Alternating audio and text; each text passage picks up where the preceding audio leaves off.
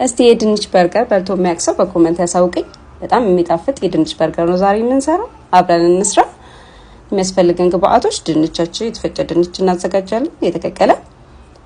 ከዛ ይሄን ድንቻችንን እንፈጨዋለን ማለት ነው። በሹካ በደንብ አድርገን ለ5 ኪሎ እንፈጨውና ሽንኩርትና ቃሪያችንን እንጨምራለን።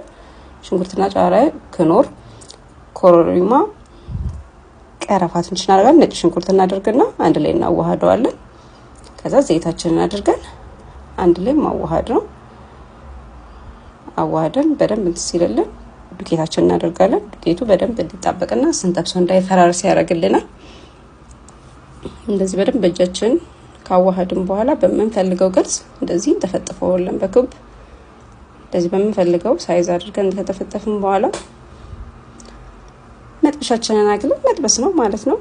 እንደዚህ ዘይታችንን አድርገን እንጠብስና በመንፈልገው ከለር ሲመጣልን እያገላበጥን እንጠብሰዋለን። ከዛ በመንፈልገው ደረጃ ሲደርስ አውጥተን እንቁላላችንን እንጠብሳለን ማለት ነው። እስኪ እንቁላላችንን እንጠብሳለን።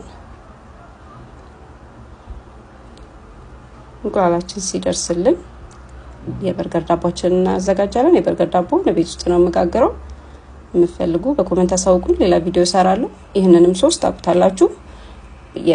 የመኮረኒ ሶስ ላይ የተጠቀምኩት ሶስ ነው። ከፈለጋችሁ ቪዲዮስ ገብታችሁ ማየት ትችላላችሁ። ከዛ የጠበስነውን ድንቻችንን እናደርጋለን፣ ከላይ እንቁላል እናደርጋለን። ከዛ የምንፈልገው እንደዚህ ሰላጣ፣ ቲማቲም የምንፈልገው መቀነስ መጨመር እንችላለን። እንደዚህ አድርገን እንደረድራለን። ከዛ ሁለት ቦታ ቆርሰነው ካቻፕ ከላይ አፍስሰንበታል። ይሁት እንዴት እንደሚያምር እንዴት እንደሚጥም በቃ ሞክራችሁ አሳውቁኝ። ፎሎ ማድረግ አይረሳ። ፎሎ እያረጋችሁ አመሰግናለሁ።